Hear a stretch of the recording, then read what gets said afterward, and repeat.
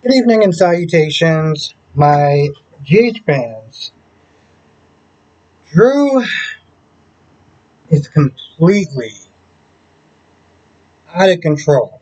I mean, listen, I thought he was out of control with the whole manipulating Wiley thing and hurting his feelings and everything, and that was bad, right?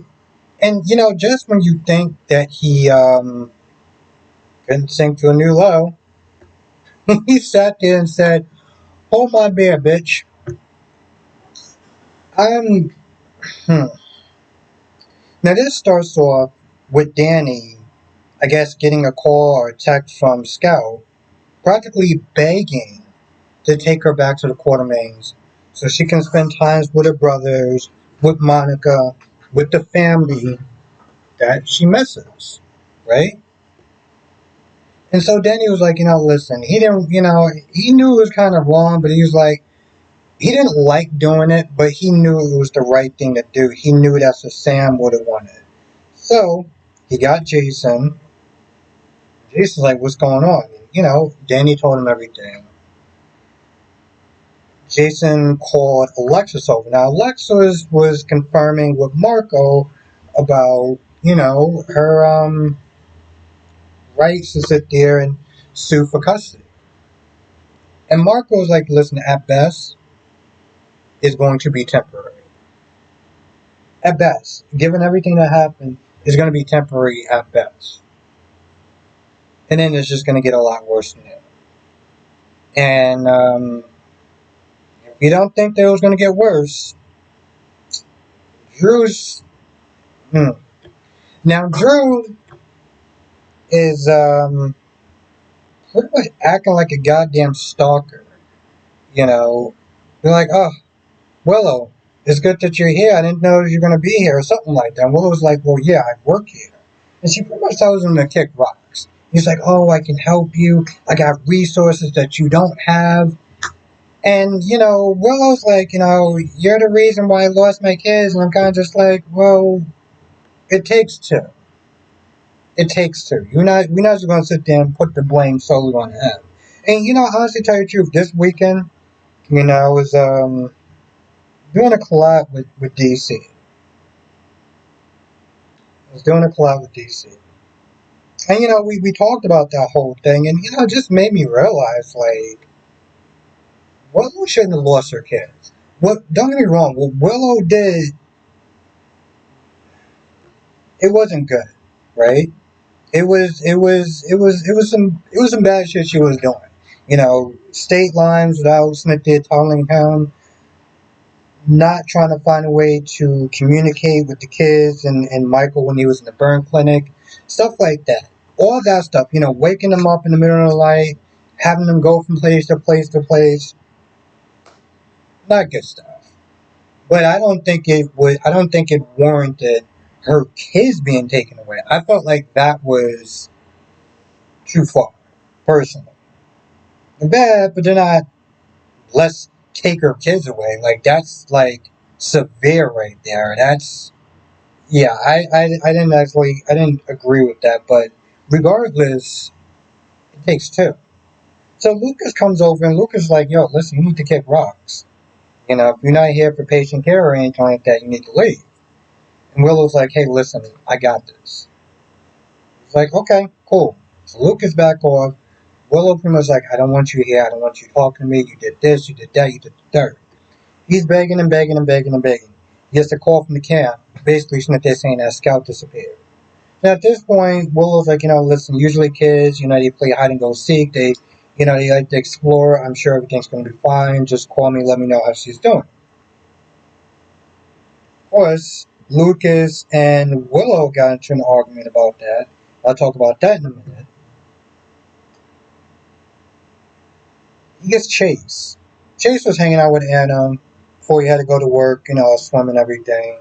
Don't know why he couldn't just swim at the Quartermains, but whatever. Um, anyway, oh yeah, so Scout was sitting there telling Jason and eventually Alexis that she misses them And every time that she sits there and tries to get Drew to have her come over and see the family, it's always work stuff. It's always, oh, I'm too busy. We gotta push things back and this, that, and the third. And she really misses her family, and it's heartbreaking to hear, right? I don't think that, listen, you may not like how somebody else raised their kids, but I still think it's out of pocket for her to sit there and try to sue for sole custody. I think talking about it, trying to talk about it, do something. I don't know. I don't feel like it's a weird thing because yeah, it's heartbreaking to hear. You may not like it, but you may not like a lot. You may not like how a lot of people raise their kids. It doesn't necessarily mean that, well, because you don't like it, that they should be taken away from the home. So, I, anyway, he comes in there. He comes in there Drew comes in there with Chance. There's no more Chance anymore. Chase, um, and tells Scout, listen, go to the car, whatever. We got this home thing. We got to do it, whatever. And Scout's like, hey, listen, I miss my family. I miss the horses and stuff like that. I miss being here. Like he goes in one ear and out the other. He's like, I know. We'll do it another time. So he sends Scout away. And, Danny's like, what is the problem? Well, at first, Alexa's like, listen, you sitting there talking about how they got family. They got this thing set up or whatever that you got to do. But technically, she'll be in camp right now. So, like, what's the deal? And Danny pretty much is like, says the same thing. Like, why can't she not sit there and spend time with her brothers and her family? What is the goddamn harm? Drew pretty much at this point is like, at first he's like, listen, I can really ruin your life, Alexis, but I'm not going to do that. He looks at Jason, and he looks at Danny, he's like, Chase, arrest Danny for kidnapping. Bro, everybody in the room, even Chase is like, what? Now, hopefully, Alexis is able to sit there and kind of, talk him down or whatever. But I'm like, bro, you're gonna get Sam's son arrested. I'm like, my goodness, this woman is the definition of her turning over in her grave, knowing what this man is doing to her own son. Bro, you at one point you shared a child with this woman. She made you promise. She made you practically vow to, really look out for Scout and Danny and stuff like that. And this is what you do? Now, I think there's a lot of blame on both sides with the Qs and him and everything like that. But broski, you going too damn far, bro. Hmm. Willow and Lucas not hash it out, but they pretty much kind of go back and forth with each other. Lucas is not there thinking that, Willow is falling back into old patterns and stuff like that. And, my whole thing, I guess part of me was like, Willow, if you would have sat there and at least told him, hey, listen, I only stayed to talk to him because, he found out his daughter was missing. I think that would have kind of quelled a lot of stuff, but they both made assumptions. Lucas assumed that Willow was falling back into old patterns because she didn't just walk away right then and there. And she stayed and she talked and stuff like that, and even afterwards, she just kind of stayed there. And Willow assumes that Lucas is policing her and is going to go back to the family and report everything that wound up happening to Michael. They both get into this argument back and forth, and then Lucas said something that just crossed the line, and Willow was like, "Oh, the look on Lucas' face. I mean, bro, you don't need coffee to wake you up in the morning. You just need a slap from Willow." That woke him up faster than anything that I've seen. I was like, "Oh shit, maybe I need to sit there and hire Willow to wake my ass up in the morning," because definitely got his ass. Definitely got his ass alert. Um, what else? What else?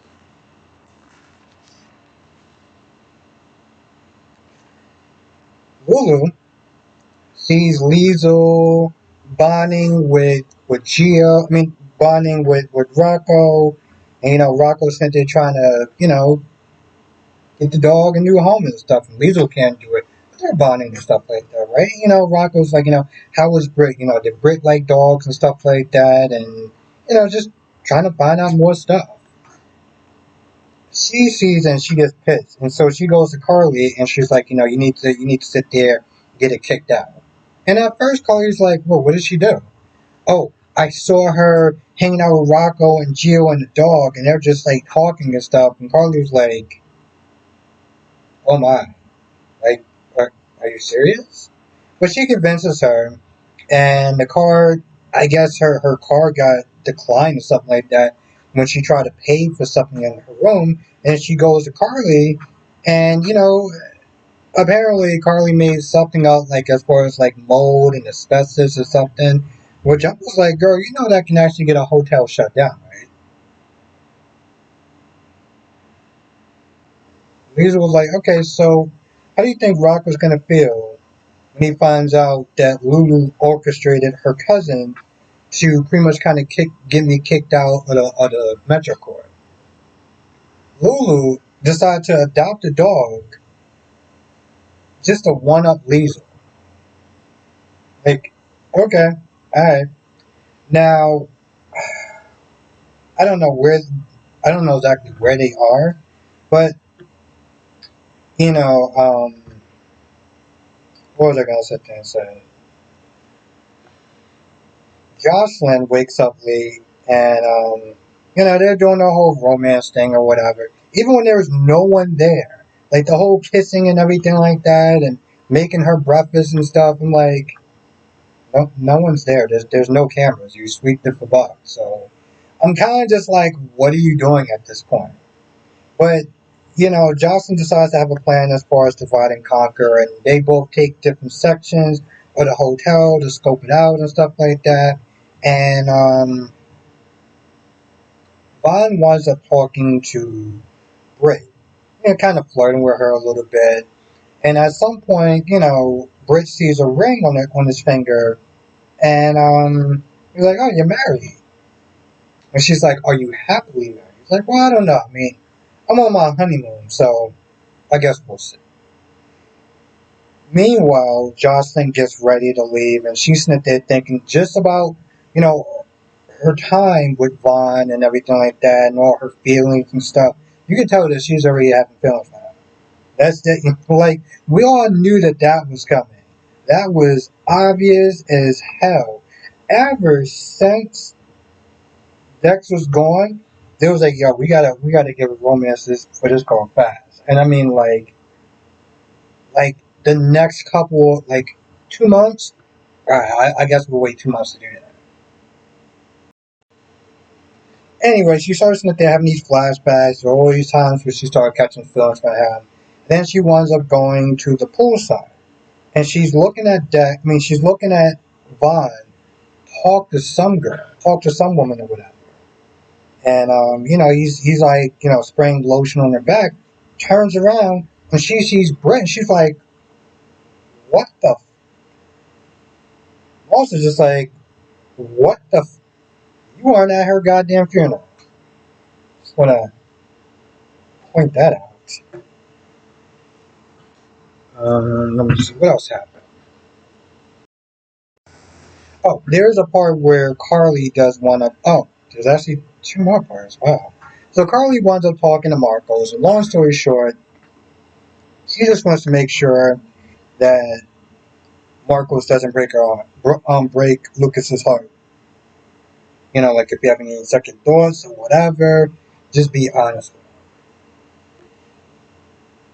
Now, while Anderson did telling Emma, listen, we can't keep the dog or whatever. Like, we're gonna have to sit there and find him a new home. It's just that's just gonna have. That's just how it's gonna have to be for him, right? And Emma's like, yeah, I'm upset about that, but like I'm more upset with what you did. Getting Dalton's lecture canceled. And it's like, yeah, I did it because I knew what you were gonna do. I knew you were gonna do that. Now Emma's like, listen, I don't understand. I'm sitting there trying to do the right thing, and I don't understand why you're sitting there trying to fight me on this. And I look up to you, and you're doing this to me. And it's like, you got arrested twice, right? You got arrested twice. You get arrested a third time is not going to be good. Like you may wind up going to jail, like actual jail.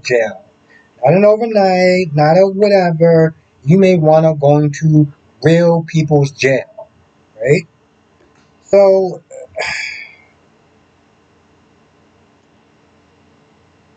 I'm not even going to go there. But at that point, um, Emma goes back to jail and was like, "Listen, you know, she's watching me like a hawk and everything like that." I was just like, listen, for right now, for a couple weeks, I'm gonna lay low. I'm just gonna just play the part. But the minute that she kind of drops the guard with me, that's when I'm gonna find a way to break into that lab. Like, okay, girl, you didn't listen to a damn thing, and when you wind up getting caught and arrested, I here's the thing: it's hard for me to feel bad for her because yes, on one hand, she's trying to do the right thing. Animal testing is just disgusting, right? Like it boils my blood just thinking about it. So it's not like I'm not on her side with this whole thing, but there are other ways to go about it than what she's doing. And I think that's the issue that I have. She's just like I said. I've seen protesters like her that while their hearts might be in the right place, the way they go about it and it's such a shitty way that usually when they do that and they go about it, people often want to being so upset with the people that are protesting that they're not really thinking about what they're protesting. You know what I'm saying? Like they're just sitting there thinking about, bro, you going too far, you're inconveniencing me and stuff like that. And it takes away from what they're doing 9 out of 10 times. Now I feel like I'm pretty much kind of done. Yep. Okay, yeah, that's about it. 17 minutes, yeah, I think now I'm actually done. I mean, I should be done. I wrote like 3 goddamn pages. Alright, if I missed anything, write in the comment section below. Thank you for watching, and I will see you in the next